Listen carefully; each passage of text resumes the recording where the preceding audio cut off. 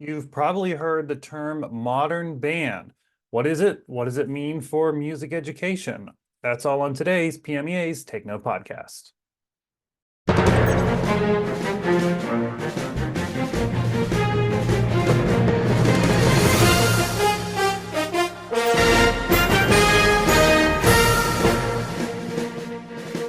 Hello, everybody. I'm Mark Despotakis, and welcome to this edition of PMEA's Take Note podcast. Today, we are talking about modern band. You probably have heard this. You've heard this at PMEA events. You've heard ensembles around the state, around the country. You may have heard of Music Will, but maybe you don't really know what modern band is. Maybe you don't know what is being offered here in Pennsylvania as far as modern band goes. Well, we are going to solve that for you today and answer all of those questions and more. I'm delighted today to be joined by some of the modern band experts in Pennsylvania. We'll say they have led the charge to help really put modern band on the radar in Pennsylvania. Dr. Warren Gramm, Henry Pearlberg, and Dr. Cassandra Eisenreich. And just before we begin, I'll kind of ask each of you just to kind of tell us a little about you, where you're teaching, what your involvement in modern band is. Warren, we'll start with you. Great, thanks, Mark. My name, like you said, is Dr. Warren Gramm. I teach currently at Lebanon Valley College in Annville, Pennsylvania, where I am the director of music education and assistant professor of music. I kind of oversee the Department of Music Ed here, as well as the undergrad and the graduate.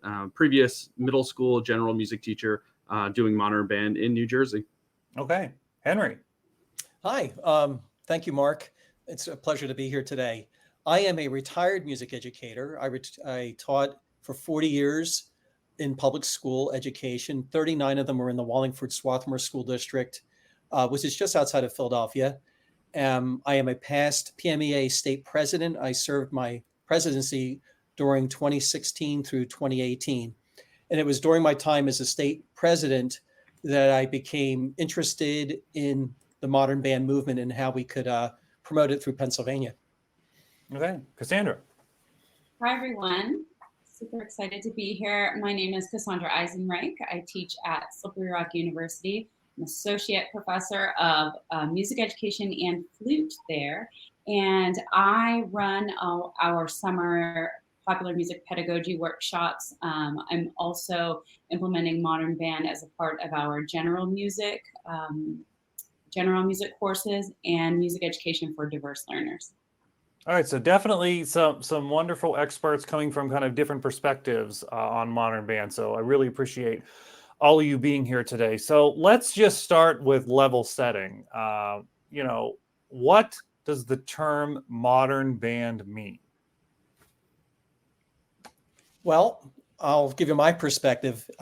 Modern band means it's a school-based music program that utilizes popular music as its central canon. And modern band teaches students to perform the music that they know and love, as well as has a strong emphasis on creativity through improvisation and composition. And it includes all sorts of styles of popular music. It could be rock, pop, reggae, hip hop, electronic dance music, punk, the gamut of music that's considered to be popular music. And the core instruments that compose a modern band are usually the guitar, bass, keyboards, drums, but it's certainly not limited to those instruments. It could be any instrument or voice or technology like computer programs or music apps and so forth. But it's a huge umbrella for instruments as well as the genres of music and the popular music idiom.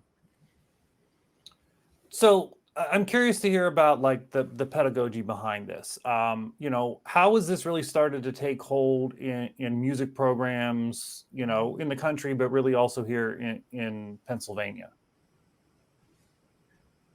Warren, do you want to speak on that as far as nationally? Sure. It's manifesting itself here in Pennsylvania with a lot of thanks to Dave Dietz back in 2017-18, who we coordinated at the time Little Kids Rock, now Music Will, a series of PD workshops around the state where we were able to kind of start implementing the pedagogy and the methodology to lots of different teachers. So also to add to what Henry said, I want to add that modern band, it's an ensemble and it can be a performance ensemble, but it's also simply the lens through which we teach. So popular music can manifest itself, in general music classrooms and all sorts of other places. So it's kind of the avenue that we take as teachers to make sure we're reaching all of our students. Let me follow up on that just a little bit. Curious about the value and the exposure to cultural relevance that happens through modern band. I've seen that talked about a lot. I mean, I'm just curious for some thoughts on that. Yeah, cultural relevance, or I like to call it in what I do, culturally responsive teaching. It's where music educators connect to the lives of their students and what students are, or what they already know, and helping them to expand the knowledge of what they already know.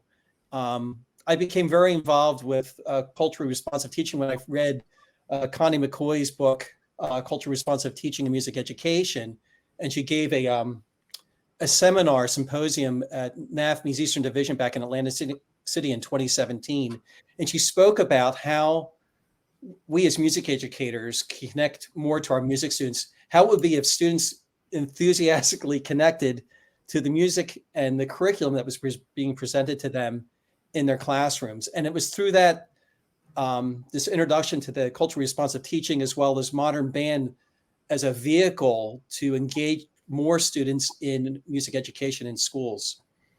And when you give students agency, when they have the power to choose what is exciting and motivating to them, they're more likely to practice, to spend more time practicing, because it's something that, they've chosen for themselves, that they have a personal connection to. It's a very powerful shift from, I think, what we've been doing for so long.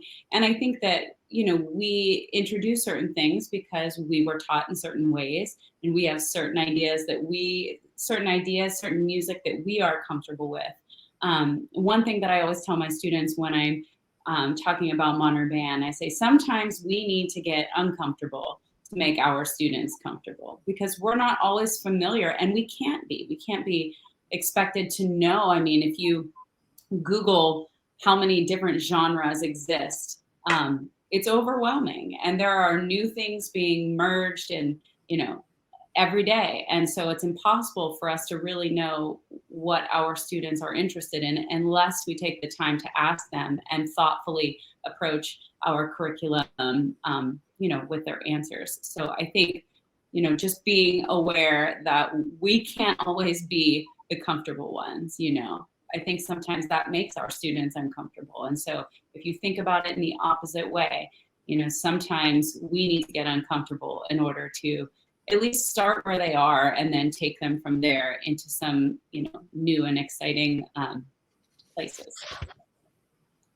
Yeah, that's a really interesting point. I've heard several teachers who have implemented modern band say, boy, like, I was really nervous in doing this, but the fun part has been, like, I'm learning stuff that I didn't think about, I always think, like, when I think of a band class, right, what do I think? Like, we're going to play a whole suite, right? That's kind of like what goes into your head. So a band teacher maybe who has always lived that and has played, the standard repertoire, or even a choir director, orchestra director, played that standard repertoire. This is like, not only are we teaching something different, but we are diving kind of into a different musical culture that we are not aware of. And that is wonderful, but I can see how that is really frightening for some teachers. Is there advice that you have for teachers out there, or is it just like jump in and go for it? Well, Mark, that is my story you just mentioned. I am a band person. Prior to 2018, modern band was not my wheelhouse, and it's still really not my wheelhouse. But what's really so unique to modern band, that you can jump into modern band at any level of skill or experience, and it's fun. I enjoyed it so much towards the end of my teaching career, working with the students in modern band, and often my skill set level was much lower than my students. But that doesn't matter, because modern band has space for students, no matter prior experience or skill level, and as well as for educators, no matter your prior experience or skill level. It's just knowing the importance and the relevance of bringing this curriculum to our students and engaging them in music education. And I'll just add in that I think, in kind of historically in music ed, higher education programs that are training teachers, we haven't talked a lot about popular music, right? It's just kind of coming into the fold in higher education now. So I don't know, the last like 10 years, maybe it's kind of started, and now it's a lot more full in the curriculum that, undergrad students and pre-service music teachers are seeing. But for those who don't really have a lot of that experience, I don't know. I would agree with all these comments that, you could just jump in, and learning alongside your students is an important thing. So, oftentimes with modern band instruction, we talk about facilitation. So it's not really looking at it as, you're the expert who has all the knowledge and you're up front and your students are just sitting idly by, waiting to listen to every word you have to say and you make every decision. So, it's talking about democratizing the classroom space and letting your students make decisions. You're facilitating. So you're helping to guide them rather than making every decision for them. And, with that comes, peer mentoring. So, your students are working with each other, they're developing leadership skills. So it's more of a co-constructed ensemble or classroom experience. So to get back to your question, yeah, the teachers who aren't sure how to jump in, start considering popular music and, what your students specifically are listening to and how you can work that into your curriculum, and, reach your students with the music like Henry said, the music they already know and love. So, and if you're looking to have just to piggyback on what Warren said, if you're looking, you said, do you have any advice for teachers? Lucy Green has done incredible research on the ways popular musicians learn. And she has 5 principles that she talks about. And just like Warren was talking about, the teaching looks a little different because you don't just regurgitating information. You're serving as a facilitator, someone who gets the task going, stands back, observes, you diagnose, you help to guide and suggest. And so I would say for anyone interested in learning how to start this process, looking at it in terms of those 5 principles, I think would be really powerful for them. So then I'm curious for Cassandra and Warren to talk a little bit about, at the higher ed level, throwing this into a curriculum that is already probably nearly impossible to get done in 4 years. So I guess I have 2 questions then. How in the world are you able to do that? But then what is the reaction of students that are being exposed to this, who, this was not what they were probably expecting? So twofold question there. Thanks. I'll talk briefly and then turn it back over to you. But, I try to encourage the undergrad students, like when we talk about teaching steady beat, like the most basic of principles, that we can teach a child in music, what do we do that from? So it's not necessarily that we need to add so much more onto, what's already kind of like a robust and overflowing level of curriculum that students need to do. But, how do we approach learning? Like, how do we approach learning a melody? Can we do that through popular music? What about chord progressions, harmony, rhythm? It's the lens through which we teach. So I don't think it's, the curriculum is already filled, and when we talk about standards, they don't talk about, what genres of music that we need to use. So it's sort of, looking at how we're teaching in higher ed and, what kinds of examples we're using. And, like Cassandra said, how we get through to our students, by using the music they know. So I'll turn it over to you for kind of their reaction, Cassandra, to what we add in.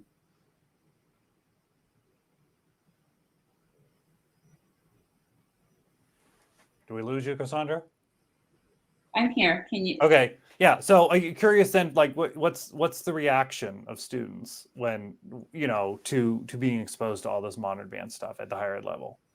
Well, it's a powerful one because most of them did not have that experience in their, music education growing up. And so anytime I start the class, I actually start by surveying the students and getting a sense of, who's listening to what. And even just starting those conversations, it's really powerful, because not one student in my time doing this, so now I've been doing this for 10 years, 11 years at Slippery Rock University. And not one student, when I asked them, one of the questions I asked, what music would you take with you if you had only one piece of music to take for the rest of your life? And, not one of them listed, well, I would take the Mozart flute concerto or this clarinet sonata, which was so interesting to me, because they were all studying this music, but yet we have very separate lives. We have these lives of school music and these lives of personal music, and they don't have to be separate entities, is the point of that whole experience. And so after we do that activity, I ask them, well, why didn't anybody list anything with their primary instrument? And it's not that they don't love their instrument or that they don't love the music that they're studying on their instrument, but they respond and connect with other types of music. And it's important to honor that. That's the whole point of that activity. And so their reaction is priceless,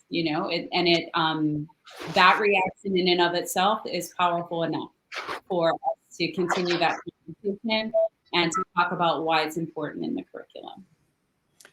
Since so much of this seems to be that students bringing a lot to the table too, I'm curious from all of you, are you learning in this process? Like, are you like, well, gee, I didn't know about that artist, or I didn't know about, this type of style of music, I'm just curious, what is your feedback on what you're getting out of this?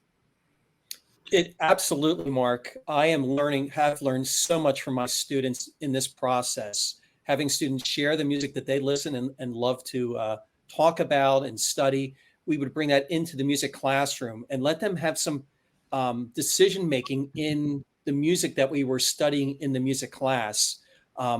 Most of these artists that my middle school students were listening to, I was not familiar with them. It's not music that I listen to on a daily basis, but because I gave them space in the classroom to share what they value and what they love, it created this trust in the classroom that they trusted that I valued what they value, and I could use the music that they were listening to then expand upon their knowledge of that music, as well as then to move in directions of music that they're not familiar with as well. So it's just really, going back and forth between teacher and student, and it also flipped the classroom a bit and let the students become the teachers in many cases of what was going on in the class.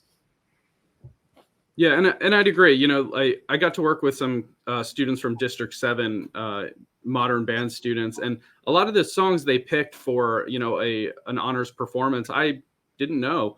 So I was listening to ahead of time, and then after watching them perform it, man, I'm hooked on some of those artists that I had no idea.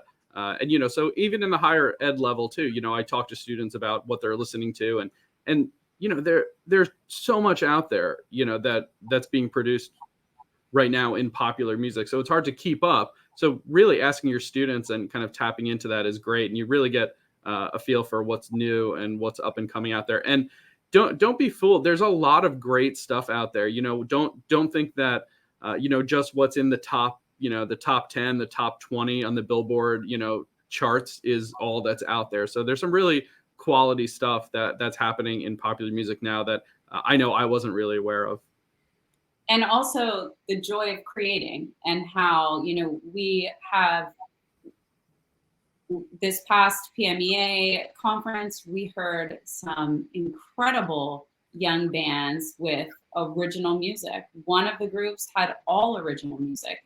And so there's so much joy in creating and being able to express ourselves through that avenue. And these students are capable at every level, not just sometimes we think, oh, well, that's, reserved for students who, are really well versed in their instrument and it can start from the very beginning, as long as we facilitate those opportunities, from a young age. And So I think that's another element that we didn't mention here yet. That's a really powerful one in the whole modern band movement, is like creating and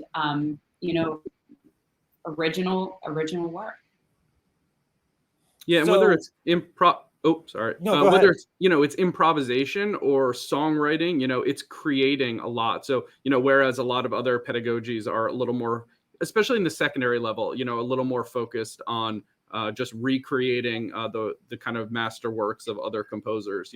It is definitely kind of a big pillar in modern band instruction, both in an ensemble experience and a classroom. That, like Cassandra said, students are creating, whether they're mixing beats, on a digital audio workstation, or they're, jumping right into full-on songwriting. So I think that's what sets it apart largely from a lot of other methodologies.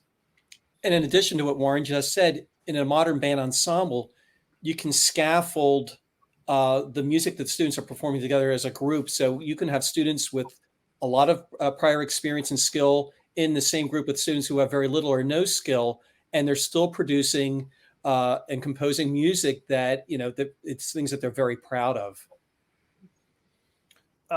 We referenced a little bit performances at the PMEA conference, and we'll come back to that in a second. But kind of leading up to that, I'm curious, since you guys are really on the front lines of this, what are you seeing in PA schools? Like, what programs are out there in Pennsylvania schools that you're already seeing being put in place? Because I imagine this is not the same cookie cutter way it's offered in every school. So what are you seeing out there?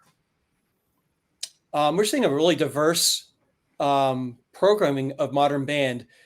We did a little quick survey this spring of schools that we knew of that had modern band programs, and we came up with 42 school districts, which would represent hundreds of schools in Pennsylvania that are implementing modern band in their school district communities. But what's really interesting about modern band, you could, in the school district of Philadelphia, for instance,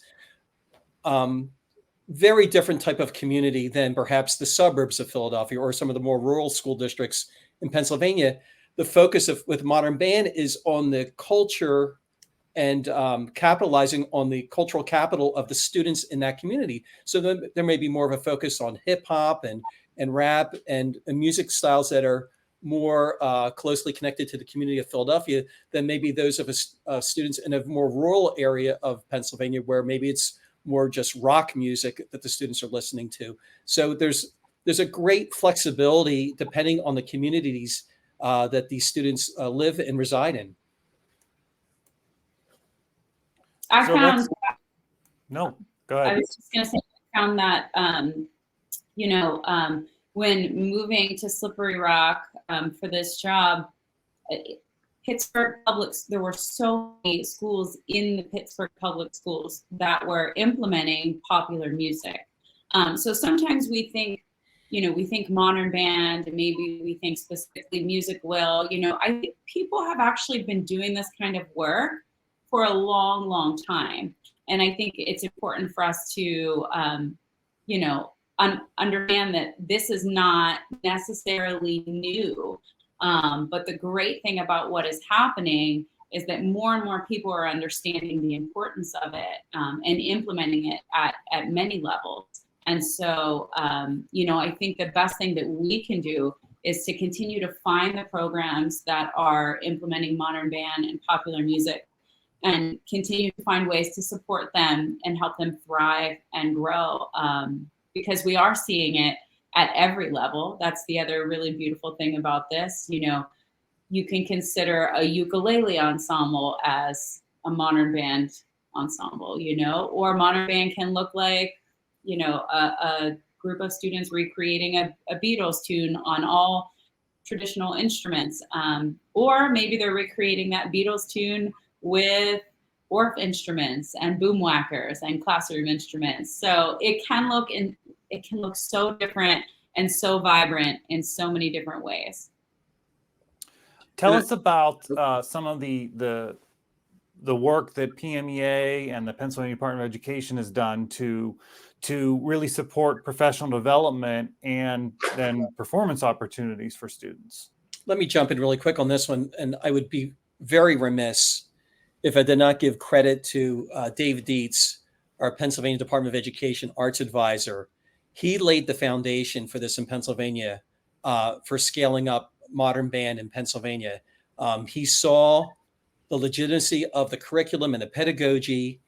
He attended the Modern Band Summit back in 2018. And when he came back to our PMEA summer conference in 2018, he immediately wanted to meet with the executive committee, which at that time I was a part of, to talk about modern band and how we could scale it up in Pennsylvania through partnership with Little Kids Rock at the time, the Department of Education, and PMEA. And he had the vision that he shared with us at the time. He knew for the longevity of this program to be sustainable, it would have to go through PMEA, not the Department of Education. They would get it started with funding and providing the modern band trainings for the first 2 years, but then he wanted to hand it off to PMEA, which he did, and which we are glad to run with it now. So PMEA has continued to do professional development with modern band trainings. Since then, we had a little bit of a pause during COVID-19 with the pandemic, but immediately as soon as we came out of it, it's been a part of our annual and summer conferences.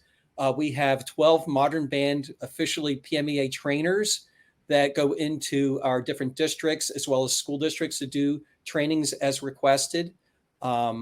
It's become a big part of our spring conference. And each year, I think we keep adding things to the conference in addition to having the sessions. This year, for the very first time in Erie this past April, we had what we call the Modern Band Showcase, which Warren and Cassandra have already referenced, where 4 high schools through a submittable application were able to bring their ensembles to perform during the conference. And then we had a group of modern band clinicians give them immediate feedback on the performances and talk to the students about what interests them. Cassandra spearheaded the modern band jam session that we had on Friday night, which I believe in that room we had over 100 college students in there just jamming and having a great time on a Friday evening playing. And we now have a proposal out to our Student Events Council to get a Pennsylvania all-state modern band ensemble started. So we continue to grow, and we continue to look how we can implement modern band in Pennsylvania through PMEA. Yeah, talk a little bit more about the showcase at the conference, because that was kind of the buzz of the conference this year. Those groups performing, and then the jam session too. But the showcase part, I'm talk a little bit more about that. Yeah, the showcase, like Henry said, we had an application open, so we weren't able to accept every group that applied, but we brought in 4 groups of varying abilities. So some were, already quite well polished, and others were up and coming. And what we saw as the difference with the Modern Band Showcase was, like Henry said, that it wasn't just going to be an adjudicated performance where students got up there and, the judges or clinicians gave them, check marks on a rubric. But what we did is they did their performances, which were all great.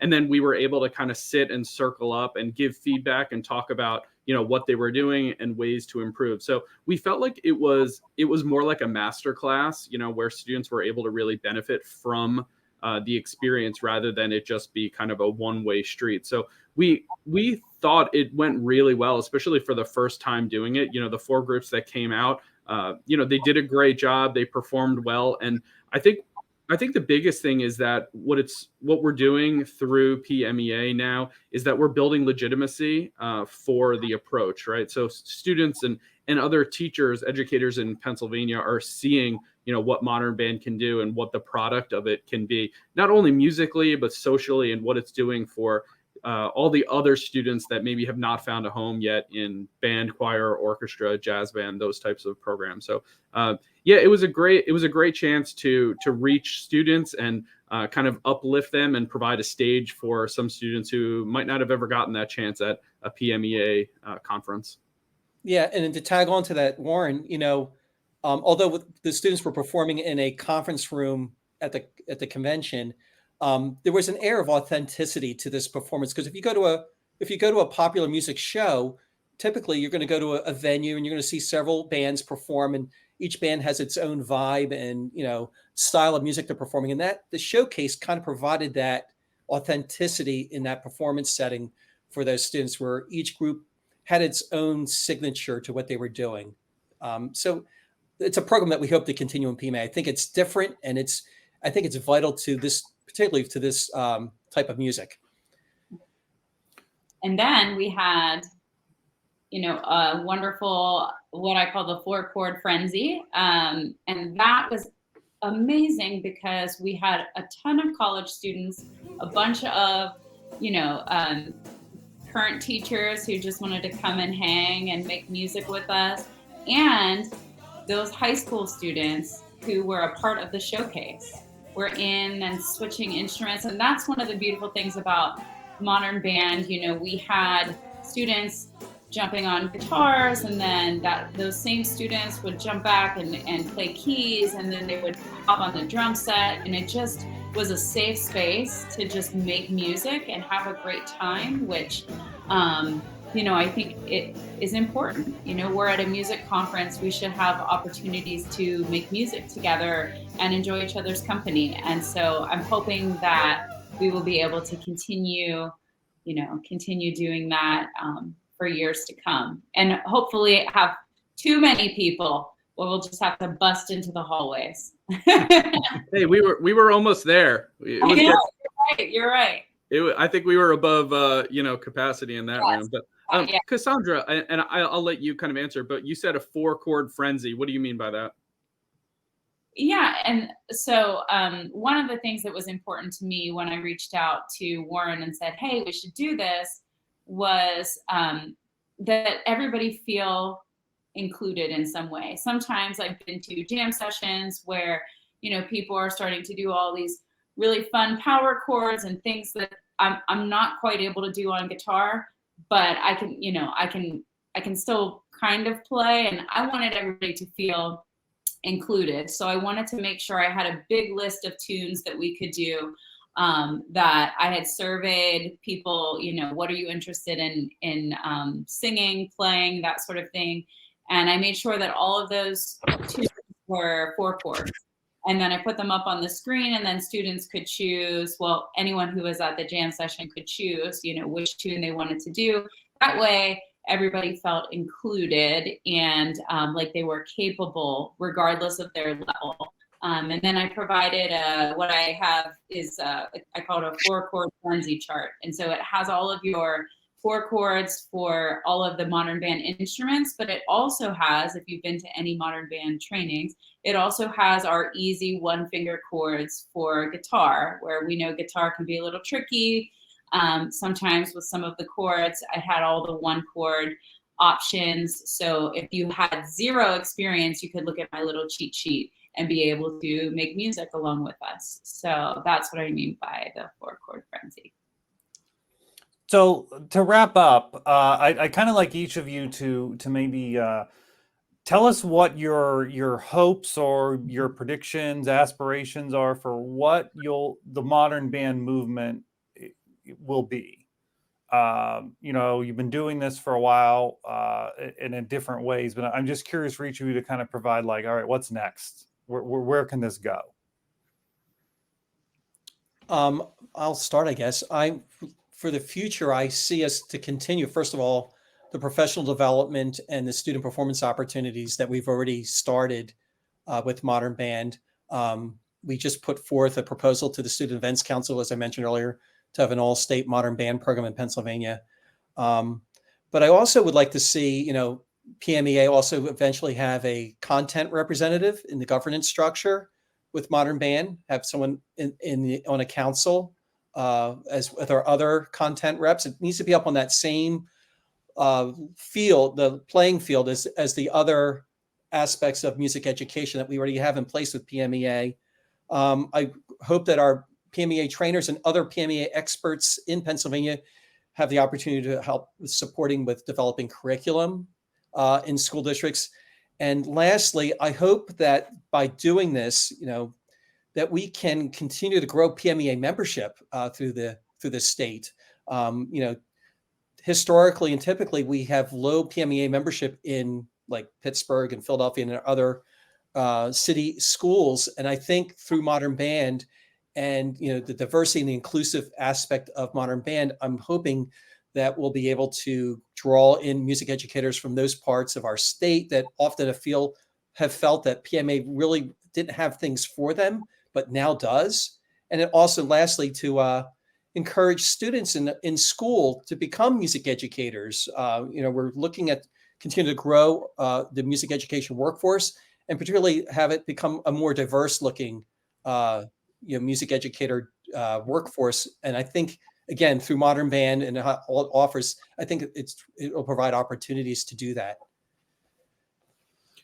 Well, Henry stole a few of mine, so I better go next before Cassandra steals the rest.